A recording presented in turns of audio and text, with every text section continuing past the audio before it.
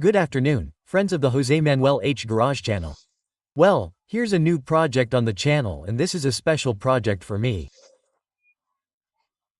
This is the car. It's a Mercedes Sport Coupe, the C180,160 horsepower gasoline compressor. 143 horsepower. It's from 2003. It has a B environmental label, and it's special to me because it's not going to be a car for me. It's a real thing that I'm going to do, not yet. My very special friends who deserve it have had a bit of a hard time, and I want to give them this car.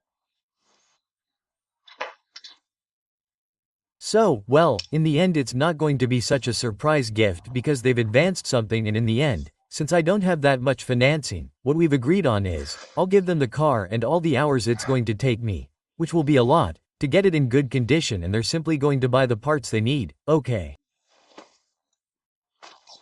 The supplies they need.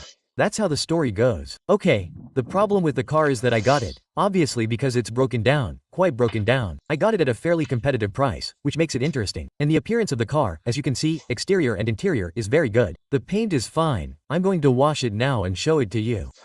The paint is spotless, and it's also fully insured. The rims are in great condition. The tires do need changing, right? And the shock absorbers too, but hey, that's maintenance. And the interior also looks pretty good. I'm going to clean it, obviously, everything inside and out, but the car is in pretty good condition in that regard. So, what it really needs is a complete overhaul, a restoration and general tune-up of everything. Okay, the shock absorbers, brakes, and brake discs will be changed. This one doesn't have the timing belt, so we'll just see how the timing chain is. Engine oil filter, cabin filter, fuel filter, we'll change the coolant, all the fluids, new power steering fluid too, new fluid, new gearbox oil, everything will be done, but the first thing to do is get it running.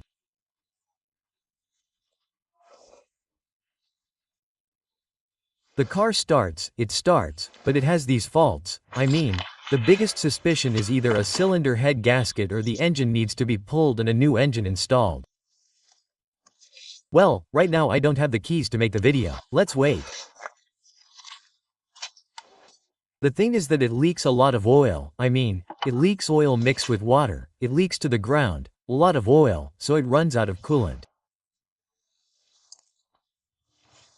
So, it could be my first option after discussing it a lot with the guy GPT, who is helping me a lot with this story, because up until now I've theorized everything and now it's time to tackle it. Okay. The first and best option would be for the oil cooler to be faulty, the gasket to be faulty, or the cooler itself to be faulty, and to change it, and that's it. When I bought it, what I did do was, it wouldn't even start. Well, it was a mess. I managed to start it there, but I removed the spark plugs. I measured the compression, and the compression of the 4 cylinders is good, quite good. In other words, in principle it doesn't have too much or too little compression. The compression is quite good. Okay. So the first thing I'm going to measure is to see if I have any sealing problems. I bought this case specifically for that. Now I'll give you a brief summary of what the project is going to be about, okay? And then we'll see step by step how I'm going to tackle it, okay? So, I bought one of these cases to be able to properly check the sealing of the cooling circuit. Then we will also do the test to see if there is CO2 in the coolant to rule out or reduce the probability that it could be the cylinder head gasket or not.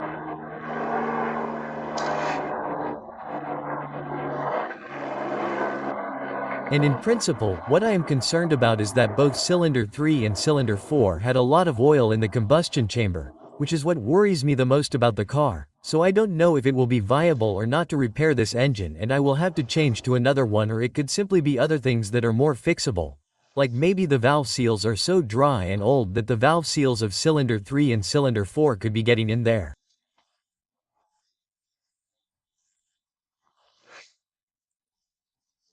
The car starts more or less the first time, and in principle, the rest, well, there are many things that need to be done. Like this hood opening device is broken. It's broken. It's a botch job that needs to be fixed. The brakes are working really badly. The right rear wheel is completely stuck. I mean, there are some minor issues that aren't that serious that I'm going to fix. I mean, I'm going to do everything I can to make the car perfectly functional and spotless.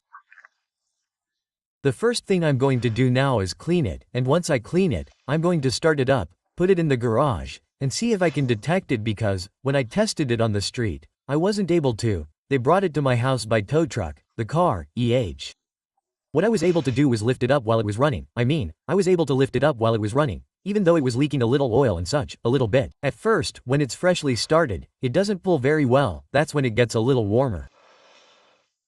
Okay, so the first thing I want to see is to see where the oil is leaking from top to bottom. The oil always goes down. Let's see if it leaks through the rocker cover gasket. If it leaks through where I suspect and hope it's through the oil cooler or what. Because at first glance it doesn't look like the oil is mixing too much with the coolant in the expansion tank. The owner told me that yes, it did start mixing a little bit of oil, that they were cleaning it and such. Well, let's see. They told me that the cylinder head gasket, that in this car it takes more manpower to change the cylinder head gasket and do all the cylinder head planing and such than putting in a second-hand engine in labor. According to auto data, one takes like 12 hours and the other like 14 or something like that, which for me is 3 times more, but oh well. We have to diagnose what's wrong with Gordo first, and once the big thing that happens to it is fixed, let's see if it's not necessary to change the engine. I'm exposed to the fact that if it's necessary to buy a second-hand engine, you buy a second-hand engine, install it and that's it. I've never done it, but anyway, I would start with this car to do that. Well, this is the adventure of the car. I've loved the car so much my whole life. I really like the Sport Coupe. I really like the gasoline that has a compressor. I love to test it. I had the second SLK 230 compressor with 198 horses and it did 198 or 193, I don't remember. It did a lot. Well, I can tell you that aesthetically this car is perfect, spotless. We also have a tow bar, which is great.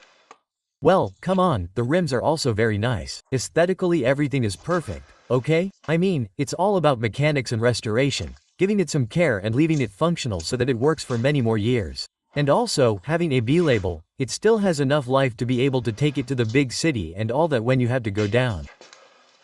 Great. Well, okay, I'll clean it and show you a little bit clean. It's not very dirty, but anyway, it has gathered dust from so many days on the street. So let's clean it and start with all the Mercedes-Benz Sport Coupe, previously assigned to the C-Class, but is actually a fairly independent variant. The compact two-door sports car has been on the market since the end of 2000. It is distinguished by a typical radiator grille with fins and a Mercedes star in the position. The unusual contour inspires and polarizes at the same time.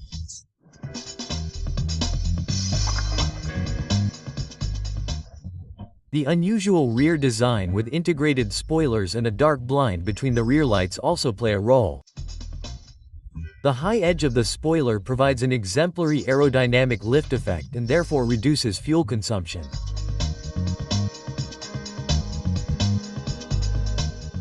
The coupe is powered by the latest 4-cylinder engines.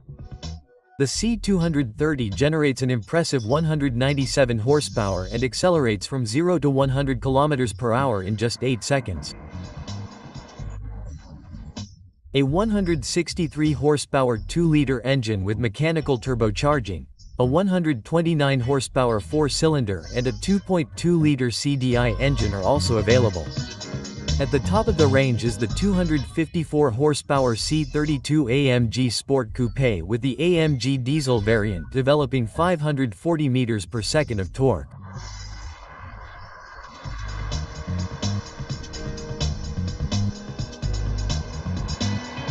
The interior is characterized by sporty elegance.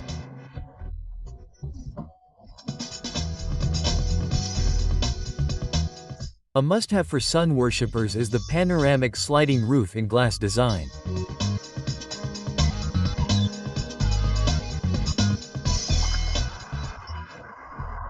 During the 2004 update of the C-Class, the two-door coupe received a sporty finish. The interior now features a newly designed dashboard and a multi-function steering wheel. A precise transmission and a tighter chassis ensure dynamic performance.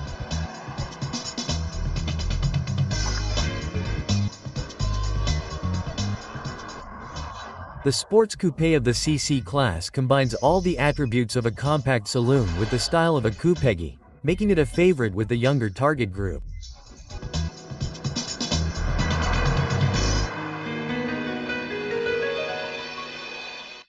Well, here we go, getting everything cleaned up to give it its first little wipe down and be able to work with the cleaner.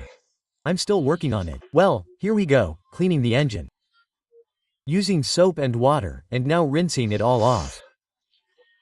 And I think this is going to be a blast. Okay, well, I'll continue with it. See? There it is, everything here too. Everything is quite dirty and now you can work on the car with enthusiasm, without any strings attached. Well, friends, well, the outside is cleaned and the engine is done. Now wait a bit for the engine to dry. Now what I'm going to do is inflate the tires. 2 with 1 pair in the front, 2 with 3 in the back. Because in principle it will always be lightly loaded. Okay, I'll put it in the garage and start fixing it, but it's more appealing to start fixing a car when everything is clean and you're eager to get started. Let's see if we can do it.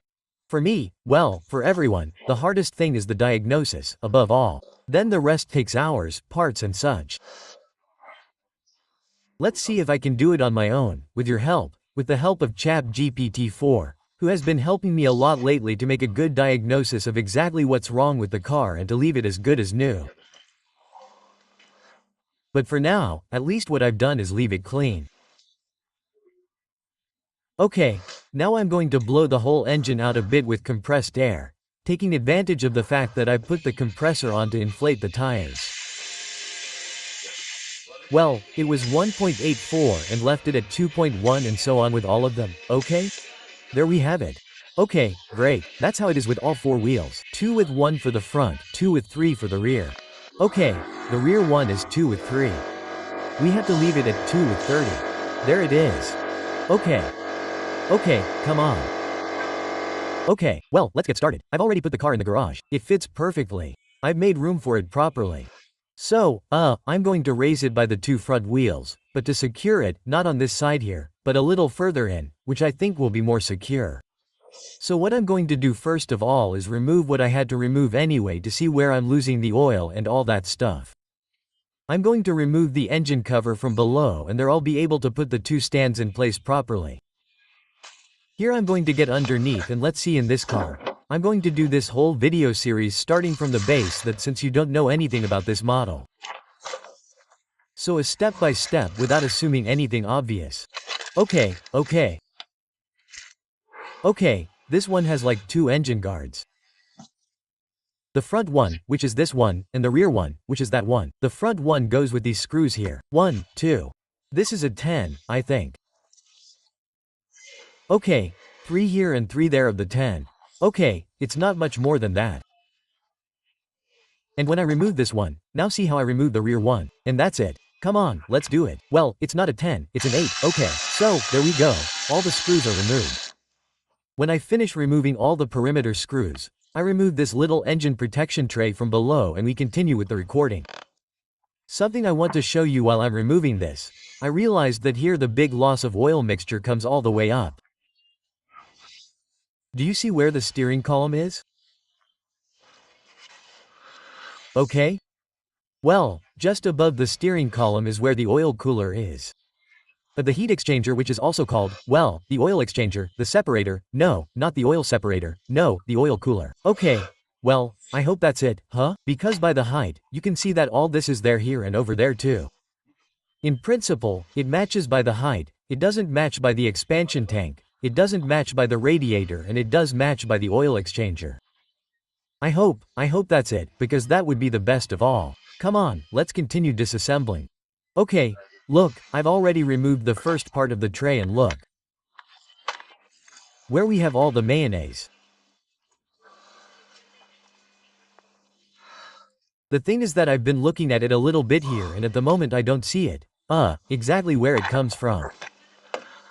But we're going to remove this back part too, which can be removed. Let's see. Okay, it's removed with 2 screws there. Look, with those 2 screws back there. You see them? Let's see, excuse me. That screw and that other screw. Let's remove them. At the end, the rear tray, you see, it has 4 screws, okay? It has 4 screws. It's already removed. And right there, look, all the mayonnaise.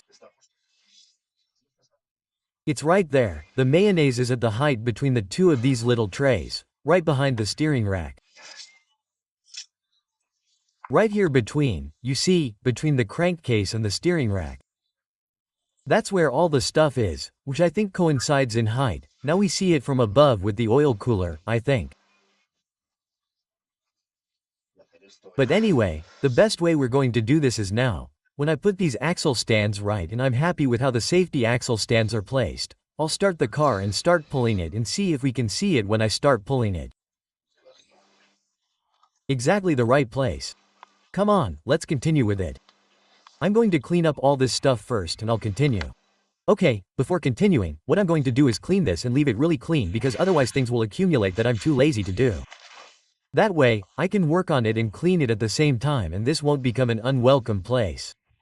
Okay, well, first I'm going to remove all this oil with paper towels, throw it in a trash bag, and then I'll clean it well with soap and such, and leave it spotless and I'll show it to you. 2 hours later, this is already free of grease, oil, mayonnaise or anything. I'll finish cleaning it and this is left spotless. Well, it's finished. After scrubbing it with the scouring pad, KH7, bodywork shampoo, sponge, and the whole thing, scraping it well, you don't have any oil left, neither on one side nor the other. So I'll leave them there to dry in the sun and get under the car to see if I can start it. I'll show you what the fault is before anything else, and we'll start with all the tests.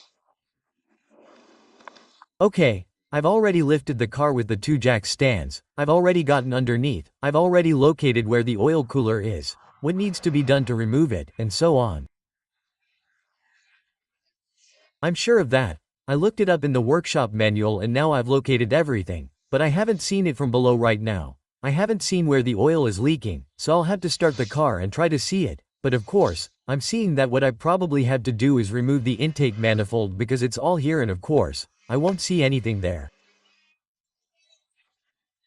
I'm going to start by removing these engine covers. Okay, just pulling. Okay.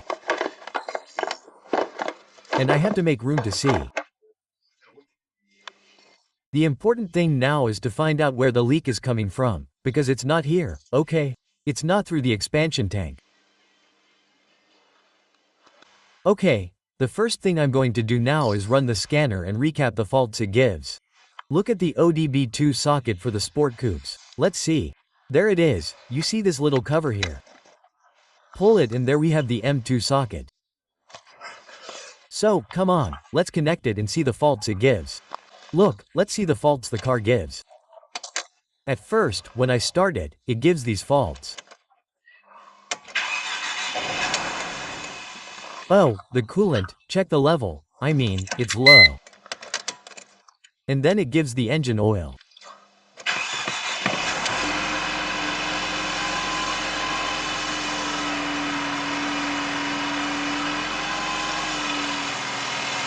Well, now it's not giving me the oil pressure, but it does give me the oil pressure. Okay, it tells me that there is a fault that is, in principle, that. Okay, let's run the scanner now. I'm running the CR Plus, okay? Which is the iCarSoft CR Plus, which is multi-brand and has Mercedes. Let's quickly click on it.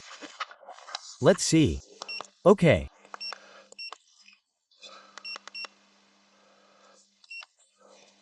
Analyze B okay.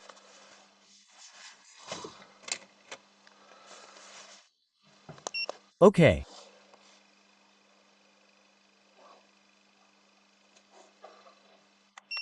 This is a Class C. This is all it has for Mercedes.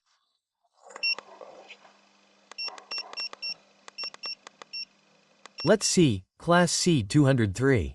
I think this is the 203. Sure, it's up to. This is up to the 8th. Yes. Come on, let's do it. It's for a coupe. Gasoline engine. Left-hand drive. The C180 automatic compressor. Now yes. Come on, read fault codes. It says it has this error, which is COVALENTP200B100.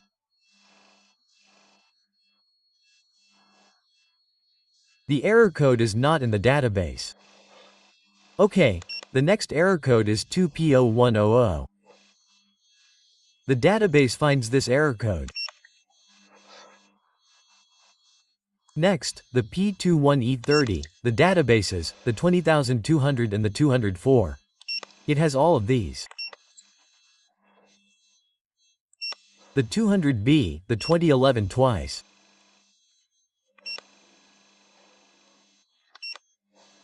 The 2002 and the 2004. Very well, I'm going to delete them to see if it deletes the error codes. Then I'll start it up and see if it replicates.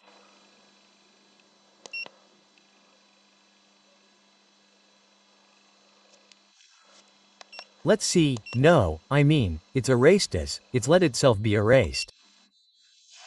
Okay, let's start. And there it was, the oil thing again.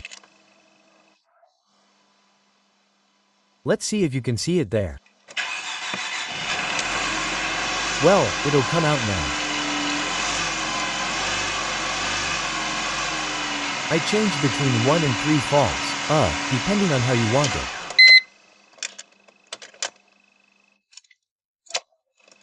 Okay, I'm going to run the scanner again. Now 2 have been reproduced, the P201E and the P2, that is, the P201E30. P201E30 is the one that replicates.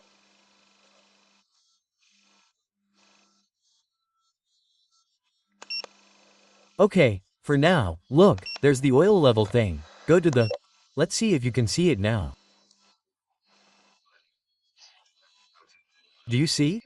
Engine oil level, go to the workshop, but for engine oil level.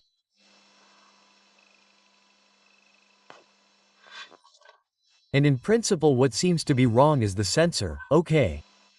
It's the level sensor that I bought, okay? I bought the level sensor in principle, okay? Maybe it got damaged because of the mayonnaise when trying to put it in. I mean, this car measures the oil with the computer, it doesn't measure it for you. No, there's no dipstick. I tried to get a dipstick that was supposed to fit through a conductive part there, it didn't fit, but the little that I could fit inside the engine did come out tar, I mean, mayonnaise, and that's bad news. I thought the mixture would be made outside and such, but in principle it didn't. Okay, well, there you have it. I'll show you something else that we'll need to look at later. I'm looking at the steering sensor, okay? The steering wheel angle sensor, right now it gives off a lot of reflection, it looks terrible. I don't know how to make it less reflective. Okay, it's at 0 GR.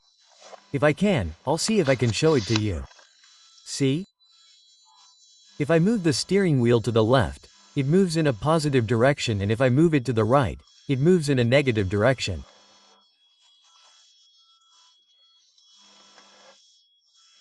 Since I then have to set it to 0 and fix it to change the oil cooler, this will be very useful for when I want to set it to 0, set it to 0 there.